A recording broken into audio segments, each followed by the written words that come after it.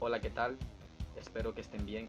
Soy José y bienvenido a un nuevo video de mi canal TC Ciencia Natural, un canal orientado para aquellas personas que les gusta aprender cosas de ciencia porque saben la importancia y la utilidad que esta tiene para la humanidad.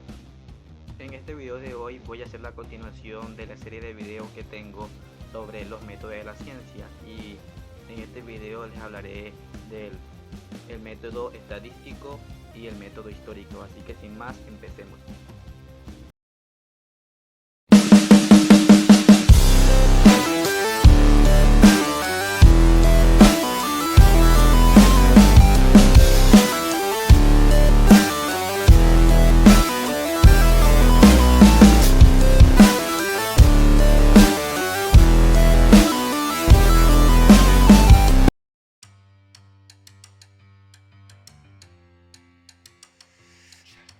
¿Qué es la estadística? La estadística es la rama de las matemáticas dedicada a la recopilación, el análisis, la interpretación y la representación de datos empíricos, y se divide a su vez en dos áreas: la estadística descriptiva y la estadística inferencial. La estadística descriptiva se encarga de la descripción de datos, es decir, de información recogida a partir de un estudio. Por ejemplo, en un estudio demográfico sobre los nacidos en 2021 en Colombia, por ejemplo, eso sería. La estadística descriptiva se encarga de extraer los datos de la edad media de la madre también, entre muchísimos ejemplos más. La estadística inferencial. La estadística inferencial, en cambio, se ocupa de extrapolar los datos extraídos de un estudio realizado sobre una muestra del conjunto total de datos para así aplicarlos al conjunto completo, ya que en ocasiones la población total de la que se extrae información es demasiado grande e inabarcable. Por lo tanto, la estadística inferencial realiza un análisis a partir de la generalización de las muestras que estudia, mientras que la descriptiva no lo hace. Es decir, en otras palabras, la estadística inferencial se encarga de extraer cierta cantidad de la población que sí se puede estudiar y hacer un análisis. En este caso, esto es conocido como muestreo. Bueno, esto de la estadística, más que un método, es una área de la matemática que tiene sus formas de extraer datos para convertirlos en información. No es algo que sea muy mencionado como método estadístico ni nada de eso, sino simplemente como estadística, aunque yo la quise poner en esta serie de videos de métodos de la ciencia porque, de cierta forma, aunque la estadística tiene diversas formas de analizar los datos, en mi opinión, tiene casi que los mismos pasos para conseguir esos datos, por muy diferente que sea el estudio. Y esto es lo que quiero enseñarle y explicarle en este video. ¿Qué serían los pasos o el método para conseguir los diferentes datos? A continuación, esos pasos. Primer paso: plantearse un problema o una problemática. Esto no quiere decir que plantearse un problema es querer complicarnos, no. Es solo y únicamente plantearse una pregunta sobre lo que se quiere estudiar y saber. Como por ejemplo, ¿cuál sería la estatura promedio de los hombres adultos en Colombia, o en México, Perú, o en Chile, o en cualquier otro país? O si no quieres como irte tan a lo grande, puede ser que te pregunte la estatura promedio de tus compañeros de clase, o su edad puede ser también, entre muchas cosas más, entre muchas opciones. Solo sé curioso y verás que tendrás varias ideas.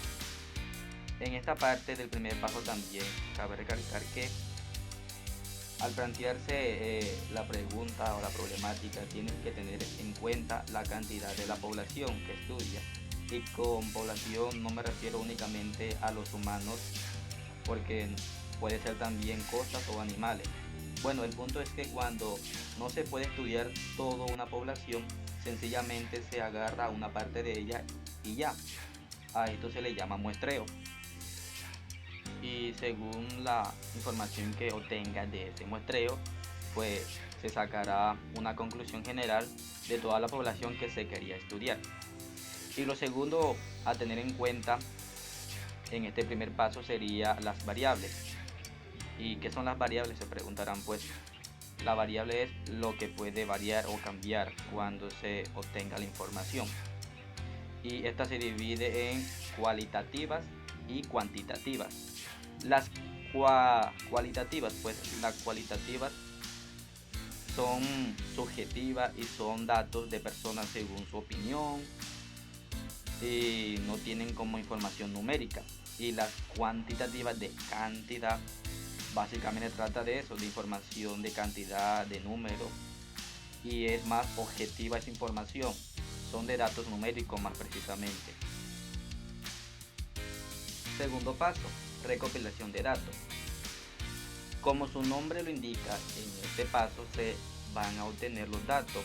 Esto se puede obtener a través de encuestas, mediciones o investigaciones. Eso sí, es muy importante tener en cuenta que los datos sean correctos, porque según la calidad de los datos obtenidos es que se podrá hacer un estudio de calidad y obtener obviamente una información de calidad. Tercer paso, organización de datos. En este paso, como su nombre lo indica, se va a organizar los datos obtenidos a través de tabla de datos o gráficas para un mejor entendimiento de dichos datos. Y por último, el cuarto paso, que sería medición y análisis. Este es un poco más complejo de explicar, pero básicamente en este paso se sacan muchas conclusiones con los diferentes datos, con diferentes perspectivas que se puedan tener de esa información, que posteriormente se tendrán como información del estudio realizado, y pues será una información que se podrá usar para muchas cosas.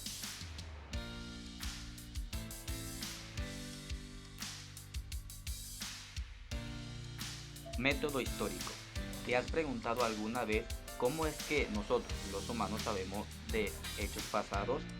Pues si no es así, no importa, pues con lo que te voy a explicar podrás entender cómo se consigue esa información.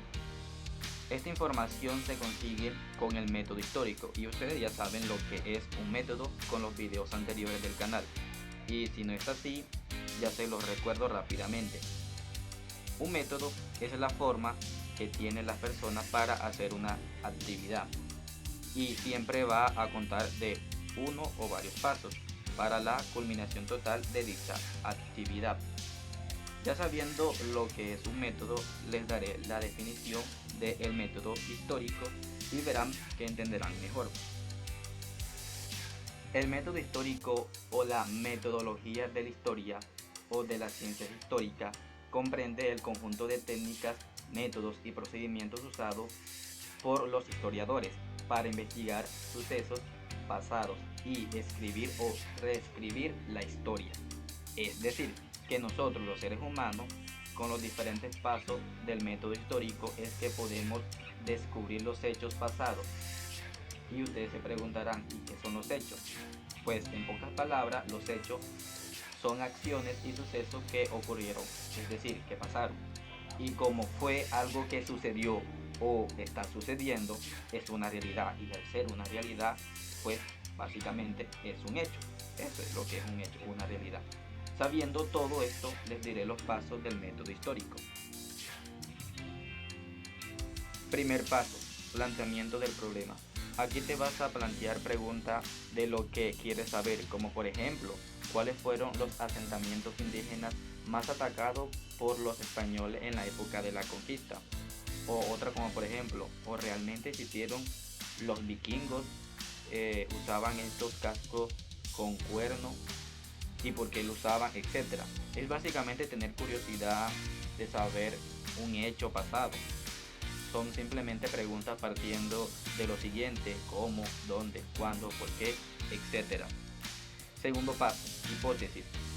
En la hipótesis tú vas a tratar de darle respuesta a tus preguntas según lo que tú crees que pudo pasar. Tercer paso, investigación previa. En el tercer paso se va a hacer una investigación previa. Básicamente se revisan como artículos de investigación de diferentes autores que ya hayan como investigado del tema que tú vas a comenzar a investigar. Cuarto paso, búsqueda de fuentes primarias.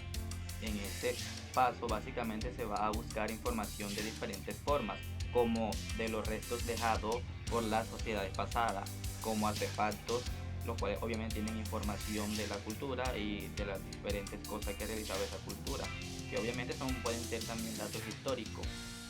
También pueden ser, no sé, grabaciones en piedra o en pergaminos, libros o cualquier otro tipo de objeto que pueda como brindar información. Quinto paso, análisis o crítica de la información. En este paso básicamente se va a hacer, como su nombre lo dice, un análisis y una crítica de toda la información, tanto la de los autores que se había leído anteriormente, como la que es conseguida por uno mismo, o sea, nosotros, o por la persona que va a comenzar la investigación o que hizo la investigación. Y hasta se puede comparar la información de los autores que uno había leído anteriormente con la que uno ha conseguido, entre muchas cosas más. Sexto paso, conclusión y divulgación. En el sexto paso se va a hacer la conclusión, como dice su nombre, y después se va a hacer un análisis de la conclusión y se divulga la información después de tener esa información ya bien hecha. Y ustedes se preguntarán, ¿qué es divulgar? Pues es hacer actividades que lleven conocimiento científico a la sociedad. Y con esto no me refiero a que seamos investigadores científicos, no, nada de eso. Tú puedes aprender temas de ciencia por tu cuenta y informarle a las personas lo que sabes por diferentes actividades, ya sean teóricas o prácticas. Como por ejemplo, yo soy un divulgador científico porque les hablo de ciencia a las personas, las cuales serían las que vean el video, como tú que estás viendo este video de ciencia ahora, por ejemplo.